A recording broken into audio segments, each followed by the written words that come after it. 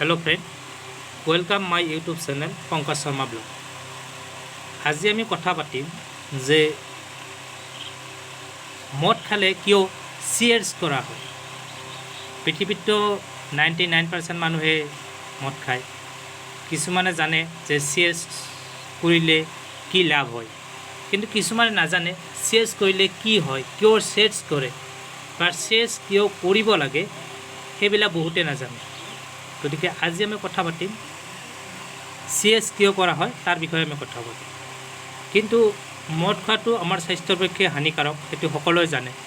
কিছুমানে মদ খাই কিনে ঘৰত গৃহকন্দল কৰে, মাটি সম্পত্তি বিক্ৰী কৰে, ভাই মাজত কাজিয়া লাগে, সংসাৰ একেবাৰে ধ্বংস কৰি পেলায়।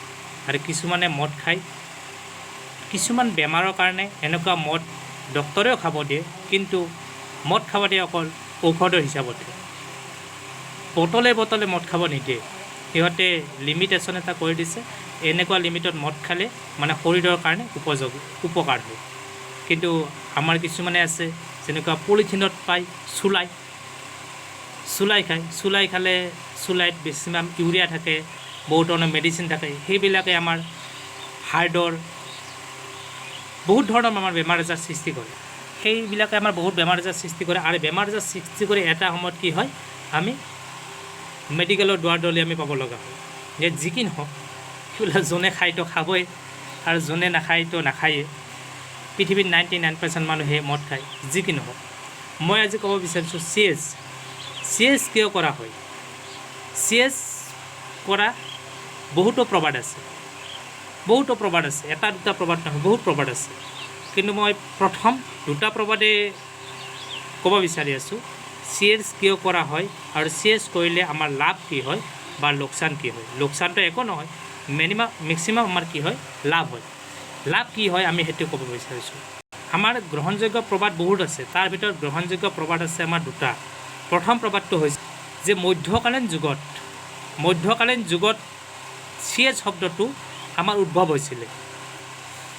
আৰু তাৰ ফাৰ্ষ্ট কাৰণটো হৈছে যে মধ্যযুগত মানুহৰ মাজত মিল যিমান আছিল, শত্ৰুও সিমান আছিল। আজিকালিও আছে, আগতেও আছিল শত্ৰুৱে কি কৰিছিল, মদত বিষ মিহলাই দিছিল।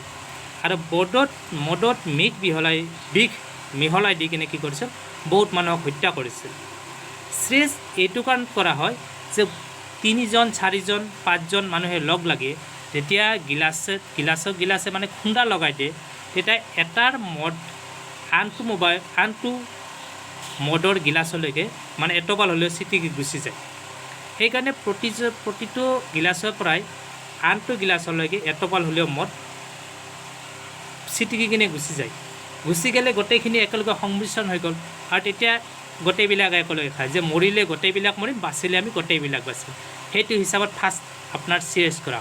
আৰু দ্বিতীয় প্ৰভাৱটো হৈছে কি, মধ্যযুগত কালাযাদুৰ প্ৰভাৱ বেছি আছিল। কালাযাদু আজিও আছে, আগলৈকে থাকিব।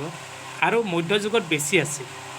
মধ্যযুগত এইটো কাৰণ বেছি আছিল, য'ত 3, 4, 5জন মানুহে লগ লগাই এতিয়া আড্ডাস্থলী আছে, য'ত আড্ডা পাতে, মানে ডেকা ল'ৰা কিছুমানে আড্ডা পাতে বা সেনেকুৱা আড্ডা পতা ঠাইত, মানে একেলগে লগ হৈ থকা ঠাইত কিছুমানে কি কৰিছিলে, কালাযাদুৰ সিহঁতে এৰি দি মানে কি কৰিছিলে, এই বস্তুবিলাকত মানে কি কৰিছিলে, ল'ৰাবিলাকক বা য'ত বেছিভাগ আড্ডা দি থাকে তাত কি কৰিছিলে, এই যাদুটো এৰি দিছিলে আৰু মানুহবিলাকক ধ্বংসৰ পথত লৈ গৈছিলে। আৰু সেই কাৰণত য'ত ডেকা ল'ৰাবিলাকে বহি কিনে মদ খায়, ডেকা ল'ৰাই নহয়, সকলো মানুহে বহি মদ খায়, তথাপি ডেকা ল'ৰাৰ কথা কৈছোঁ, সিহঁতো চুৰম কৰি খাব লাগিবতো। যিকোনো হাবিৰ মাজত বা যিকোনো ঠাইত আপোনাৰ খালে সেই গিলাচ লৈ যায়। আৰু গিলাচ যেতিয়া আপোনাৰ খুন্দা খাব, গিলাচে যেতিয়া খুন্দা খাই এটা শব্দৰ সৃষ্টি কৰিব।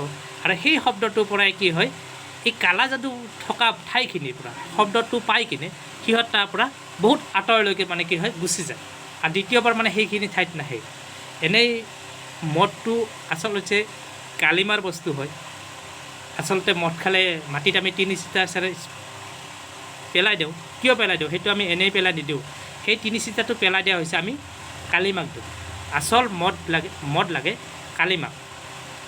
যি কি নহওক, এটা সৰু ভিডিঅ' আছিল, যে ক'লোঁ কোৱাতে সম্ভৱ ভুলো হ'ব পাৰে দেই, সেইটো আপোনালোকে ধৰক ভুল বুলি নধৰিব, যদি ভুল হৈছে শুধৰাই দিব, ভুল হৈছে সেইটো শুধৰাই দিব, আৰু যদি বস্তুটো বুজি ল'ব প্ৰবাদকেইটা কি কি আছিলে। আৰু যদি বিশেষ কোনোবাই প্ৰবাদ জানে তেতিয়াহ'লে নেক্সট টাইম কোনোবাই ধৰক মোক ইনফৰমেশ্যন কৰিব, মই আপোনাৰ ভিডিঅ'ৰ নিচিনাকৈ বনাই দিবৰ কাৰণে চেষ্টা কৰিম। ঠিক আছে, থেংক ইউ।